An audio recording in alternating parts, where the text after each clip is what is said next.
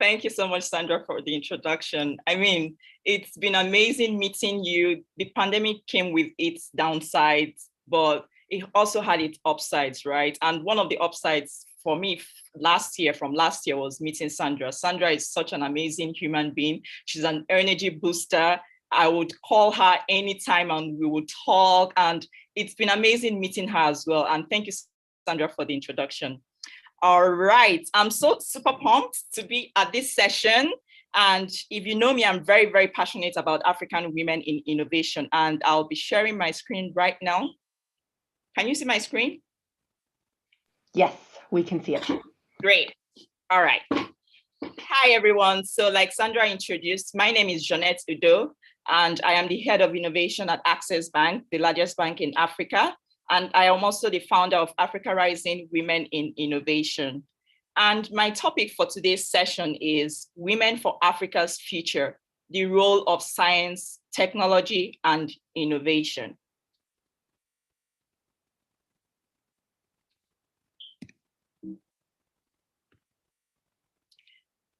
Yes. The theme for this year's International Women's Day is I choose to challenge. What are you challenging? For me, I choose to challenge the gender and the diversity gap in innovation. Sandra mentioned that we met at an innovation conference, and that was when I got inspired to start Africa Rising Women in Innovation. I met so many amazing women. I mean, for innovation function in developing and emerging countries, it's still a burgeoning road over here, and you don't get to meet a lot of people, and it can be lonely at times. So I had to join communities that I can get inspired and meet other people in the same role. But however, I noticed the gender and the diversity gap in innovation and decided to start Africa Rising Women in Innovation. And I would not bore you with the stats, but this is very vital. At the current pace, this is from the World Economic Forum Global Gender Gap Report 2020. At the current pace, the gender gap can be closed potentially in 95 years in sub-Saharan Africa. That is really scary. And from the report as well, for the entire continent, that's excluding Africa, including Asia and every other continent, that would take 957 years to close the gender gap in all economic ramifications. So it tells us that we need to step up and work with us as women, like Sandra had mentioned. Even if you don't identify as a woman, work with the women and make sure that this gap closes. Right now, I would talk a little bit about Africa Rising Women in Innovation. So Africa Rising Women in Innovation, it's a community of innovators championing the cause of African and New African women in innovation. So when I say community of innovators, you can be a woman, you can be a man, whatever sex you identify with, you are welcome to join the community. However, we only have one cause, and that cause is to champion the cause of African and New African women in innovation. We want to celebrate them. We want people to know about their achievements. You hear about other men doing great things or other women in different continents doing great things, but you would agree with me that the media representation of Africa is very monolithic. Most times, Africa is portrayed as a forest or a poverty-stricken continent. And I've had friends that visited Nigeria and they are like, oh my gosh, Nigeria is a beautiful country. So we need to project this to the world, let them know that African women in Nigeria, in South Africa, in Rwanda, in Kenya, in Uganda, in any part of the world in Africa, in Mozambique, are doing great things. We've heard about women in fintech coming from Nigeria, coming from Kenya. Who talks about them except people that are advocates of these women? But we need to make sure that the media champions this, even though we are doing our own bits. And the community was founded in response to the gender and diversity gap in innovation, like I earlier mentioned. And I'm really excited about this community because we are growing so fast. We started it in September last year, but we've grown so fast and we are launching in the next quarter different activities that would spur us in our cause to champion African and New African women in innovation. And I would like to also implore, I share the stats with us that it would take 95 years. So whatever you are doing in your own community, in your own office or the job that you have or the business that you're running, if there is anything you need to improve this gender gap, please do it. Now, the current state of science, technology, and innovation in Africa, I would give you heads up. There is still a lot of work to be done. Trust me, there is still a lot of work to be done. And now, this starts again. Only 0.4% of GDP in Africa is devoted to research and development, placing Africa far behind the rest of the world. Only 0.4%. This is a far cry. And then the African Union strategy for STI development, that's science, technology, and innovation development, they lack funding and commitments, and that is fundamentally flawed because it doesn't recognize marginalized groups such as women. I've heard a story about a doctor that got a scholarship but was denied a scholarship because she was pregnant. And that was a very sad moment for her because she had to take a pause in her career to give birth and then wanted to reintegrate into the system. But however, experienced this toll because she was a woman. Why would that happen? Because she just put to bed. Why? Because they are scared that, oh, she might not perform properly in her role or in the education that she's seeking scholarship for. So we've also heard of like HR policies where when you're a woman, like you're pregnant, you don't get hired. That has to stop. And then in terms of patents, according to data from the World Intellectual Property Organization, in 2019, Africa accounted just for 0.5% of the patent applications. Only in Asia, they led globally with 65% applications, followed by North America with 20.4%, Europe with 11.3%, Latin America and the Caribbean with 1.7%, and Oceania with 1.1% respectively. So, I mean, looking at this data, it saddens me a lot because it means that we have a long way to go. We need to improve and make sure that this gender gap is closed. Now, how do we bridge the gap for African women in science? That's a question for all of us. How do we do that? In whatever function or in whatever role you can, please go ahead. How do we boost participation in tech and innovation, especially among African women? How do we do that? Now, we know that women account for more than half of the population in Africa. For development initiatives to succeed, they must be inclusive of women. Sandra mentioned it, right? It has to improve. There has to be women at the table. There has to be women creating their own tables. There has to be, we need to have women that would speak for us and not just men making the decisions for us. And how are we going to make that happen? First of all, with our policies, we need to have women in STI policies and strategies. When you have women making decisions and strategizing on science, tech, and innovation, you would well agree with me that things would improve. And then we also need to create awareness. We have to raise the awareness of the contribution of African and Neo-African women in science and technology and innovation, like I earlier mentioned. Media, thank God for digital media, social media. We are now able to have access to information. I was on social media when I saw a video of some South African pupils that built an aircraft that flew to Egypt and landed in South Africa. How many of us heard that story on CNN or on other traditional media outlets? I bet I never saw that. I only saw it on social media. So we need to create more awareness of what women are doing in science, tech, and innovation. And then also we need to promote access of girls and women to STEM education. Most girls and women have some myths that I will still go into about STEM education. And then community, we have to create programs and networks of African female scientists and innovators for easy collaboration and mentorship. Like I mentioned, innovation as a corporate role in Africa and other emerging economies is still burgeoning, right? we are still getting a hang of it. We're trying in that regard. And for me, I love personal and self-development. I don't wait for things to be handed over to me. I seek for knowledge.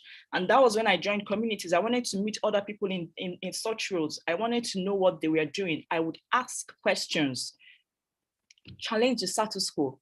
And I met amazing people from the communities that I joined and started my own as well. So we need to join communities. For every role you play, what community do you have? Who are you bouncing ideas off, right? Who would you call in your role, in a similar role? Who are the peers that you would call to ask some questions, or if you need to get some clarifications about things? So you need to join a community. And from such communities, awarenesses, policies, access, they get improved.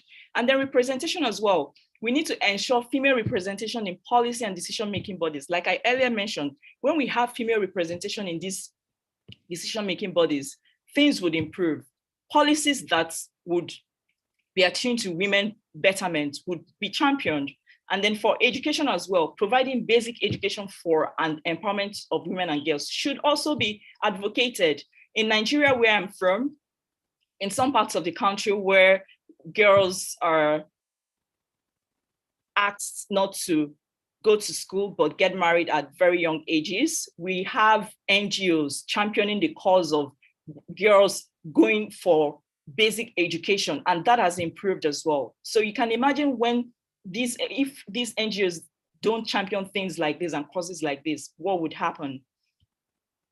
And now, like I mentioned earlier, I would delve into the cultural myths of women representation in STI.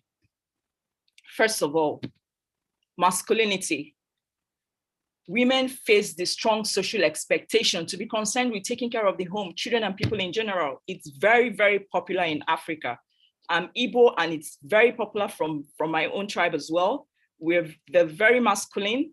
Women are expected to marry at a certain age. Once you're in your 20s, you should get ready to get married. When you start pursuing a career, you are termed stubborn, right? So we need to also know that these myths hinder female representation in STEM. Men are being trained for leadership activities, while women are confined to domestic activities. And this is usually a role ascribed to them by culture, and that affects them later in life. It affects their mindset. They believe that they're just about carekeeping and tending to the men and the kids and the home, but that is not true. You can place dual roles and still maintain your individuality, right? Now, another cultural myth is collectivism. What is that? Africa is a collectivistic society. What does that mean? We are very collective in our interests. In Africa, where I'm from as well, in Nigeria, the part of the country, the eastern part of the country where I'm from, they tell you that when you get married to your husband, you're not just married to your husband, you are married to the entire extended family, right? So that applies as well. Most African countries are like that as well. And you find out that you tend to not to play individual interest roles, but you're thinking about others. You're thinking about others before thinking about yourself, right? So women are thought careful not to be ambitious or pursue their dreams, putting aside their career progress. And that is wrong. We need to wake up and know that as a woman, we are powerful. We can do greater things than the men. And the next cultural myth is cultural tightness. What is that? Strength of social norms and sanctioning. And this makes it hard for women to challenge the pervasive social norms, such as gender role expectations and putting collective interests, like I had earlier mentioned, above individual interests. There are cultures where you're supposed not to wear some certain clothes. If you do that, you might be stoned or whatever, right? So when you're in such kind of culture, women tend to be very careful of what to say or what to pursue. And this makes them to socialize and then internalize the African culture, and which affects them later in life, their attitudes, their career choices, and their behaviors. Now, aside from the cultural myths, we also have systemic ones. What are those? First of all, The first myth is the belief that women aren't as good in math or science than men. This is a lie. Women are as good as men in math or science than men, right? However, due to the cultural myths I had earlier mentioned, it changes a woman's mindset to say, oh, the men, they're better in math or science. But that isn't true. The fact is that women pioneered the field of programming, and jobs in this field were originally marketed as women's work.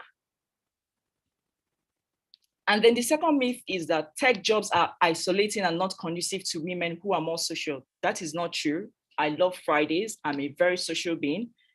And the fact is that there are women who are more social and women who are less social. It's not about that they are in tech. It's just about this is who they are. And then the other myth is that women and girls just aren't as interested in STEM. This is another lie, right? The fact is that girls are interested in STEM just as boys are. They just do not have many role models or mentors to look up to. And then they are being told that they are not as good in science and math as boys, which is discouraging. So right from when girls are in school, we need to change that mindset. As a parent, you need to always tell them they can do this. We need to also provide the orientation that would help as well. The other myth is that you need to code to work in tech. This is not true. The fact is that coding is just one small part of what it takes to put together a tech product or service. You can be a writer, a designer, or project manager. Like Sandra mentioned at Hype, there are marketers, there are people in different roles. She's in sustainability and social impact. So that doesn't mean that for you to be in tech, you need to code to work in tech. The next myth is that you would never find a work-life balance working in tech. That is also not true. You just need to balance your time. It depends on your employer and your ability to set and keep boundaries. It also depends on how you're able to manage your time as well. It's not a problem isolated to tech alone. It's about what you do with your time. Another myth is that STEM is a man's thing. That is not true. Technology is the future. It's gender bias rather than ability that turns women off STEM. You don't have to go far to find women who are living rebuke to the women can't tech myth, right? We have advocates in that regard. I'll share with you powerful African scientists changing the world. First off is Wangari Maathai. She's the first female professor in Kenya, and she's also the first African female recipient of the Nobel Peace Prize. Kwarisha Abdul Karim, she was awarded the top US Breakthrough Prize for developing world scientists. It was Lenovo Prize, sorry. And then she was also awarded South Africa's highest honor, the Order of Mapungubwe. I hope I pronounced that correctly for the South Africans that are here, for her work in fighting the HIV epidemic in South Africa. And then Francisca Nneka Okeke, she's the first female to head the University of Nigeria Nsukka Faculty of Physics. And she's also a recipient of the L'Oreal UNESCO for Women in Science Award. She also advocated for the further inclusion of women in the university's department. We also have Ozak Esu. She was named one of the top 50 women under 35 in engineering in the UK. She was also shortlisted in the top 6 finalists of the IET Young Women of the Year Award. You can see African women doing great things. Margaret Mungerera, she was the first female president of the World Medical Association. This is an association that she was elected by 50 medical associations worldwide, and that is a great feat. What about the powerful African women in tech changing the world? We have Temigiwa Tubosun. She's a techpreneur in health, and she's also the winner of the African Netpreneur Award. And she was also awarded the Jack Ma African Business Hero. We also have Moyin Oluwa Adeyemi. She's the first Nigerian to be awarded a Google Developer Expert. What about Odunayo Eweni? Most of us know her as the CEO of PiggyVest. She was also awarded the World Women in FinTech Power List of 2017. And she's also the recipient of the Westerwell Young Entrepreneurs Fellow. Women are doing great things. We just need to create awareness around that and celebrate them. And like Wangari Maathai said, like that I mentioned, the first African woman to win a Nobel Prize in Peace, she said, African women in general need to know that it's okay for them to be the way they are, to see the way they are as a strength, and to be liberated from fear and from silence. So what is that fear? What is that thing holding you back from achieving your dreams? Forget about the fear. Do it. If you fail, learn, iterate, do it again. Edison failed so many times.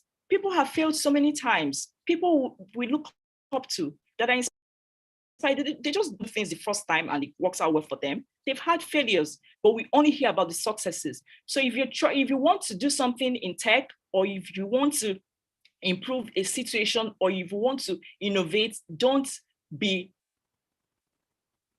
held by fear. Be liberated from fear and from silence. And on this note, I would like you to also support the cause of African Rising Women in Innovation. It's the premier platform of innovators championing the cause of African and Neo-African women in innovation. So you can scan this QR code to join us, and then be part of the community as well. We'll be so happy to have you with us. We need people like you, passionate about innovation, to be with us as well and make this work and close the gender gap as well, right? And then if you'd like to connect with me, I'm very, very, very social. I'm not anti-social. You can also scan the QR code and we can connect on LinkedIn. Thank you so much. Thank you, Jeanette. Wow, that was powerful. I think that I can only speak from my own perspective right now, right? So I am German and I'm an American, and I've lived on both of these continents and two other countries, but it's always really powerful for me to see those African women who've achieved all these great things. And you're absolutely right. We tend to not hear about them, or we tend to not hear about them enough. So thank you for giving them so much credit and for pointing them out. I thought that was really great.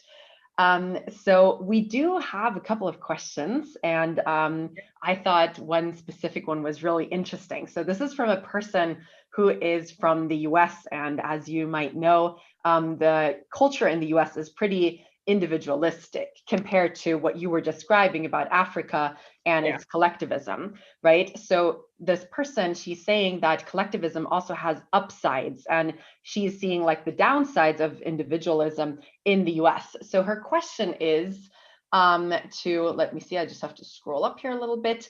Do you have any thoughts on how you can use the best of these values, so collectivism versus individualism, in innovation while overcoming the restrictions that they impose? For sure, for sure. When it comes to collectivism and individualism, like she mentioned, in the US, it's a different culture entirely. For collectivism, since you're a woman in innovation, you can network with other women or other innovators. And where you have ideas or causes or things you want to do, that is where the upside of collectivism comes in. You have people, you have a network of people you can always reach out to, right? But with us, we tend to see more of the downsides because you are attuned to that mindset that my personal interest comes second before the others, yeah? However, you can balance that as well. You can always have it in mind that if my personal interest has to come first, you just have to have that in mind. My career has to come first. My family comes first. Your career comes first, your family comes first. You balance that as well. And if you need to work with that, however it suits you, go ahead and do that. But in a situation whereby you want to pursue a degree or you want to pursue your business, and then because you're in that collectivism situation, you can't really make up your mind regarding that because you're trying to please others. That's where the problem is. So you can actually balance that.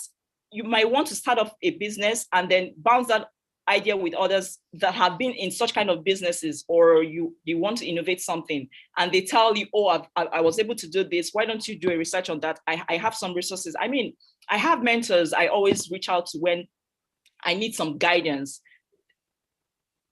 Most times when you reach out to people, there is this saying that advice is what you ask for when you already have the answer. You tend to ask for advice when you already have your answer, but you just want that person that can convince you more about that. Or you just want that one person that can tell you, oh, this is actually good, but have you considered that as well? And then you can fine tune it, right? Mm-hmm. So that also applies in both ways. Yeah, definitely. Great answer. Thank you. I hope I answered the question. Good. Yeah. So there is a fellow African who's reaching out here. So this person. Oh, that's great. Actually, no, I misread. It's South America. So okay. South America also. Awesome. Yeah, like way more collectivistic than, for example, the US or Canada tend to be. And so she's saying we are struggling with the same challenges and myths, but I also know there is a massive opportunity for women. Mm-hmm. What do you think will have the greatest impact in shattering these myths in the next 3 to 5 years? First of all, mentorship. How do we pass the baton to the future developers, to the future women in innovation, to the girls that are interested in STEM? Who mentors them? Who do they look up to? The guys, the boys, they have Mark, they look up to him. They have Elon Musk. Who are these girls looking up to? So, like I earlier mentioned, whatever role you have to play in closing this gap, please play it. We are still not enough. There are different communities on closing gender gaps, different communities, but we still have about 95 years to close this gap in Africa. And in general, 957 years to close it worldwide. Yeah.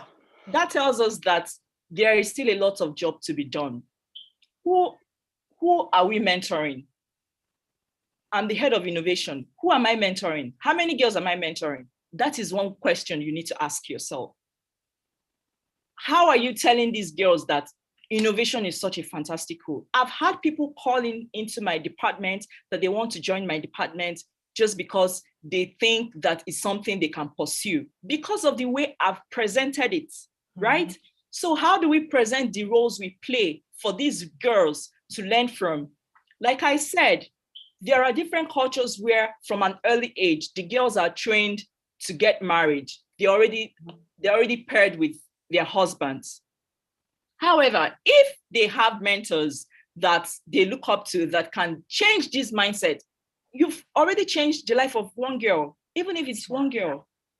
And that's how you start, right? Yeah. Exactly. One person at a time. Definitely. One person at a time. Most women in tech have had experiences whereby they got interested in tech because their parents exposed them to computers at an early age. Yeah, that's true. I am where I am because I have very, very well-educated parents that are very passionate about education. I remember growing up and my dad would warn me, no marriage, even when you are in the university. You must finish your education before getting married. And that has always stuck across board for all my siblings. So I never had that myth that I can't do this, I can't do that. I don't see things as obstacles. I rather see them as opportunities. So we need to mentor girls and let them understand that, like I mentioned in the myth, STEM isn't rocket science. They can do that. They can do it and do it very well. Yeah. Perfect.